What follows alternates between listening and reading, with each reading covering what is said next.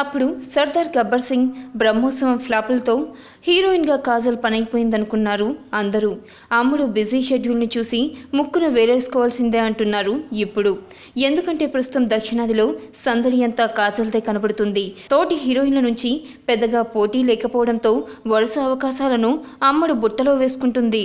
పెళ్లి కారణంగా సమంత ప్రస్తుతానికి సినిమాలకు ఫుల్ స్టాప్ పెట్టడం, అనుష్క, తమన్నా నుంచి పెద్దగా పోటీ లేకపోవడం, శృతి హాసన్ ఇండియా ఇండస్ట్రీ మొత్తం కలియ తిరుగుతూ ఉండడంతో దక్షిణాదిపై అంతగా ఫోకస్ పెట్టకపోవడం ఇవన్నీ కాజల్కి బాగా కలిసొచ్చినట్లుగా ఉన్నాయి. ప్రస్తుతం దక్షిణాది స్టార్ హీరోలందరికీ మొదటి ఆప్షన్ కాజలే అన్నట్టు మారిపోయింది.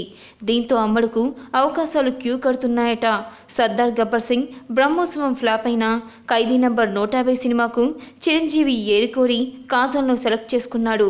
అంతేకాదు అదే టైంలో బాలీవుడ్లో దో లఫ్జోं की కహానీ సినిమాతో ఎంట్రీ ఇచ్చినా కూడా ఇప్పుడు టాలీవుడ్, కాలీవుడ్ వైపే పరుగులు తీస్తుంది. రీసెంట్గా తెలుగులో జనతా గ్యారేజ్లో ఐటెం సాంగ్తో దుమ్ము లేపిన ఈ పక్కా లోకల్ పాప త్వరలోనే రానా హీరోగా, ప్రేమ కథా చిత్రాల దర్శకుడు తేజ డైరెక్షన్లో నేనే రాజు నేనే మంత్రి అనే సినిమా చేయబోతుంది. ఆ సినిమాకి సంబంధించిన సెల్ఫీని ఇటీవలే తన ఖాతాలో పోస్ట్ చేసింది ఈ పోరి. తెలుగులో పాటు తమిళ్ను చుట్టేస్తుంది కాజల్. ప్రస్తుతం తమిళ్లో జీవా సరసన ఓ సినిమా చేస్తుంది. ఇది తెలుగులో కూడా ఎంతవరకు ఈ ప్రేమ అనే టైటిల్తో డబ్బింగ్ అవుతుంది. అదికాక Tamil super star hero Ajith Thala 57లో అమ్మడే హీరోయిన్. ఇవి కాక మరో భారీ ఆఫర్ కాజల్ని వరించిందట. ఇలయాధిపతి విజయ్ 61వ సినిమాలో మరోసారి కాజల్ విజయ్తో జతకట్టనుంది అని కాలీవుడ్ వర్గాల నుంచి సమాచారం తెలుస్తుంది. ఇప్పటికే విజయ్తో తుపాకీ, జిల్లా లాంటి హిట్లు అకౌంట్లో వేసుకున్న కాజల్ మూడోసారి జతకట్టబోతుంది. ఈ సినిమాని డైరెక్టర్ అట్లీ డైరెక్ట్ చేస్తున్నాడు. ఇలా ఒకటి కాదు, రెండు కాదు, ఏకంగా 5 సినిమాలతో దక్షిణాదిలో బిజీగా మారింది మన కాజల్.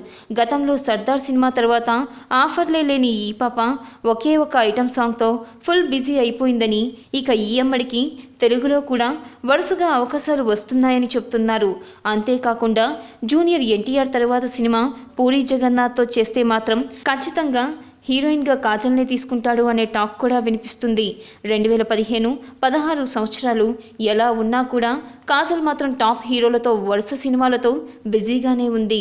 మరో విశేషం ఏంటంటే ఈ పాప ఇప్పుడు బాలీవుడ్లో ఈవెంట్ సాంగ్స్కి కూడా సై అంటుందంట. ఇక కాజల్ ఈ సినిమాలు హిట్ అయితే సౌత్ ఇండియాలో నెంబర్ 1 పొజిషన్ని ఆక్యుపై చేయడం గ్యారంటీ అనే అంటున్నారు విశ్లేషకులు.